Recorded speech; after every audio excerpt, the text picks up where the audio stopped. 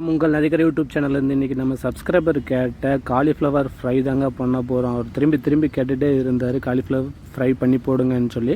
நம்ம இன்றைக்கி அந்த சப்ஸ்கிரைப் சொன்னதை செய்ய போகிறோம். அதுக்கு நம்ம காலிஃப்ளவரில் இருக்கக்கூடிய தேவையில்லாத அந்த காம்புகளெல்லாம் எடுத்துடலாம். இப்போ அந்த காலிஃப்ளவரில் இருக்கக்கூடிய பூவை தின்னதாக வெட்டி எடுத்துக்கலாம். நம்ம பொரிக்கும் போது ரொம்ப பெருசாக போட்டு பொரிச்சா வேகாது, அதனால் சின்ன பீஸாக வெட்டி எடுத்துக்கலாம். உங்களுக்கு எந்த சைஸில் வேணுமோ அந்த சைஸில் போடுங்க. மேக்ஸிமம் சின்ன சைஸில் போட்டிங்கன்னா நல்லா வேகும். அதுக்கேற்ற மாதிரி நல்லா சின்ன சைஸாக வெட்டி எடுத்துக்கோங்க.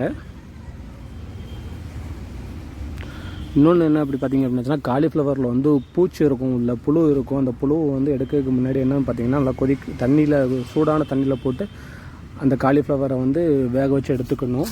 அதுக்கு நம்ம அடுப்பு பற்ற வச்சு தண்ணி கொதிக்க வச்சுக்கலாம். தண்ணி நல்லா ஹீட் ஆகிடுச்சு. இப்போ அதில் கொஞ்சம் மஞ்சள் பொடியும் கொஞ்சம் உப்பும் போட்டுக்கலாம். இது அந்த அந்த பூவில் இருக்கக்கூடிய புழுக்களை எடுத்துரும். இப்போ நம்ம காலிஃப்ளவரை போட்டுடலாம். அதில்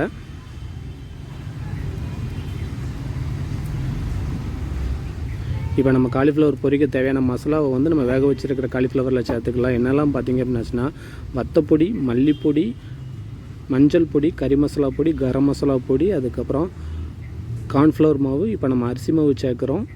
தேவையான அளவு அரிசி மாவு, கொஞ்சம் கடலை மாவு,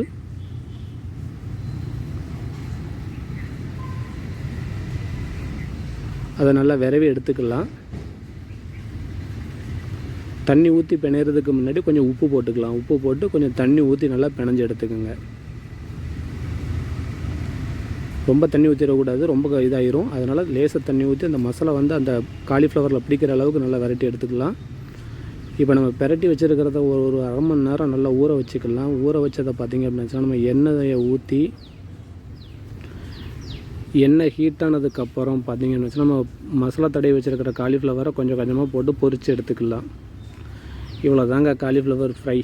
நீங்களும் வீட்டில் ஈஸியாக செஞ்சு பார்க்கலாம். இந்த மாதிரி காலிஃப்ளவர் ஃப்ரை செஞ்சு கொடுத்தீங்க அப்படின்னாச்சுன்னா சின்ன பசங்களாம் ரொம்ப விரும்பி சாப்பிடுவாங்க, நிறைய சாப்பிடுவாங்க. அதனால் வீட்டிலையே நீங்கள் செஞ்சு கொடுங்க. கடைகளில் வாங்கி கொடுக்காதீங்க. கடைகளில் வந்து பார்த்திங்கன்னா கலர் பொடி, சில மசாலாக்கள்லாம் சேர்ப்பாங்க. நம்ம வீட்டிலேயே அரைச்ச மசாலாக்களை சேர்த்து ஈஸியாக செய்யலாம் காலிஃப்ளவர் ஃப்ரை.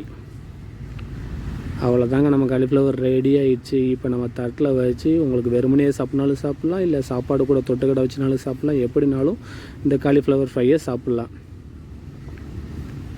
இதே மாதிரி நீங்களும் விருப்பப்படுற டிஷ் செய்யணும் அப்படின்னு சொன்னீங்க அப்படின்னாச்சுன்னா கண்டிப்பாக கமெண்டில் என்ன டிஷ் பண்ணணும்னு சொல்லி கமெண்ட் பண்ணுங்கள். அடுத்த வீடியோவில் சந்திப்போம். நன்றி, வணக்கம், பாய்.